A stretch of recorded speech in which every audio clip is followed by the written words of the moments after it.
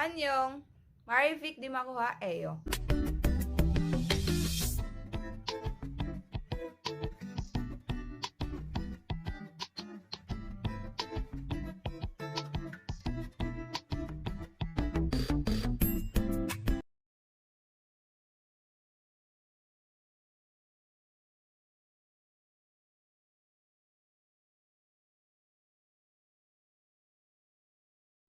Korean calligraphy. Korean calligraphy is the Korean tradition of artistic writing in Hangul or Hanja. Hangul introduced the circle stroke.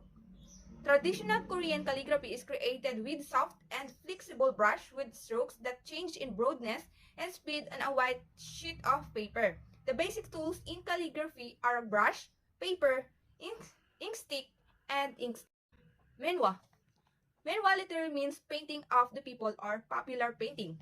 This type of Korean painting was often the work of anonymous craftsmen who faithfully adhered to the styles, canons, and genres inherited from the past. Minhwa also involved a magical dimension. They were believed to possess beneficial virtues and to protect the owner and his family from evil forces. The featured popular themes such as cranes, rocks, water, clouds, the sun, moon, pine trees, tortoise. Architecture. Korean historical architecture is characterized by elegance of form and marked with symbolism. Korean palaces were constructed in scenic mountain locations where peace and serenity were daily experiences. Mountain fortresses also symbolize strength and stability, generally bore resemblance of the steeply curved roof of the Chinese. In totality, Korean architecture promotes an impression of inner harmony. Korean drama or K-drama refer to televised dramas in the Korean language made in South Korea. Mostly miniseries format that are set in contemporary times in historical setting. This can be romantic comedies and action series, the fusion of science fiction drama.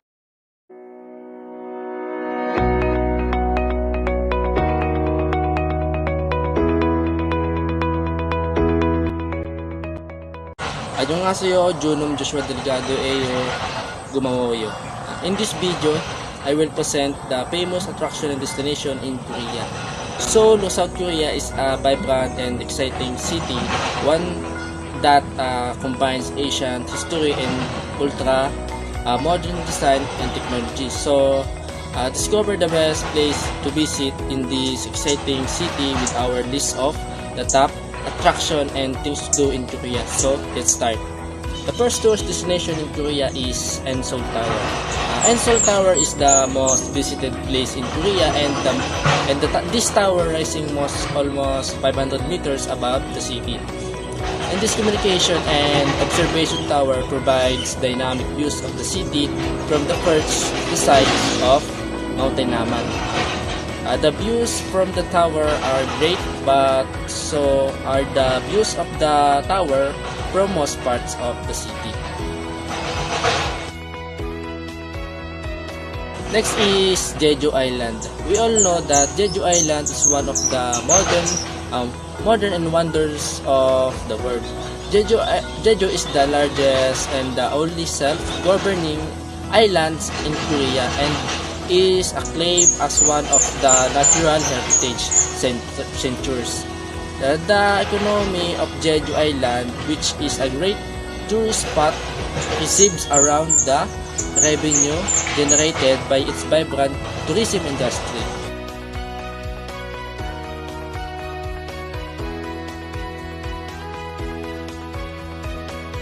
National Museum of Korea as a world capital zone is filled with a lot of museum, and the largest is the National Museum of Korea. And I like the Met in New York, it is a place that really can be explored in a single visit. The visit collection combines art, history, archaeology, presented to show the history of Korean and culture and tell the history of Korean people. It's also an excellent attraction to see if you only have limited time in Seoul. The collection of beyond vast as it goes back over a million years. It's fascinating, especially for families and kids, as there's such a wide range of objects, everything from Stone Age tools to modern artwork by Korean artists.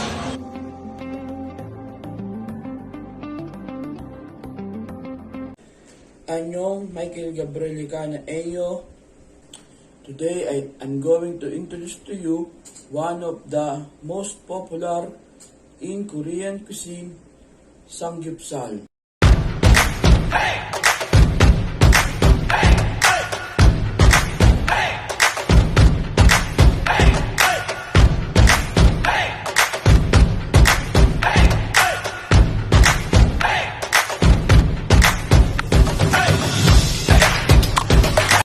Samgyeopsal means three-layer flesh, referring to striations of lean meat and fat in the pork belly that appear as three layers when cut. Samgyeopsal is popular in Korea. It's easy to prepare because you don't need to marinate the meat. Cooking and eating is done at the table. It's really social and it's a great party food. It's also pretty simple to make, and because everyone pretty much helps themselves, it's easy to serve too.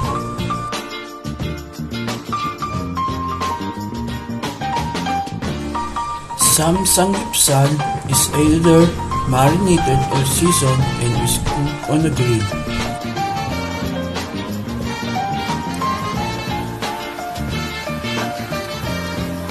It is mostly served with samgyeopsal sauce, side dishes, and lettuce. Samgyeopsal is not only famous in the Korea, it is also famous in other countries like Philippines.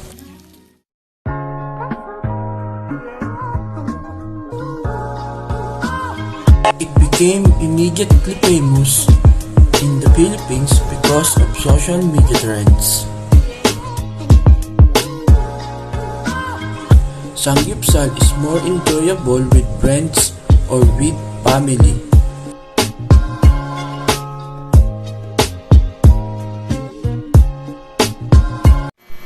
안녕하세요. Jesudokan Eyo. Just like in Japan, in Korea, people bow as a sign of respect, especially between people they don't know. It is not uncommon to see students bowing when they meet their sanbe or older student. In modern times, however, bowing in Korea is a part of everyday life. It is sometimes nothing more than a little gesture to go along with a thank you or excuse me. To make a polite bow, simply lower your upper body by about 15 degrees as a sign of your courtesy. You do not have to bow to your close friends, but it is never a bad idea to bow as you say hello to an elderly person.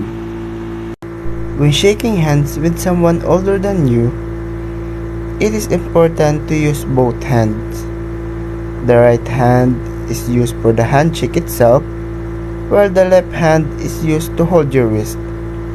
Also, make sure to bow slightly. When shaking hands with someone younger, it is sufficient to use just one hand. Another important thing to keep in mind is that usually an older person asks handshake first and a younger person doesn't ask for the handshake with an older person. To be on the safe side, it's best to show your manners by shaking a person's hand with two hands the first time you meet them. The same applies to receiving something that someone is giving you. Make sure that you accept items with both hands. You can also receive it with your right hand if you hold your right wrist with your left hand. The simple act will go on a long way.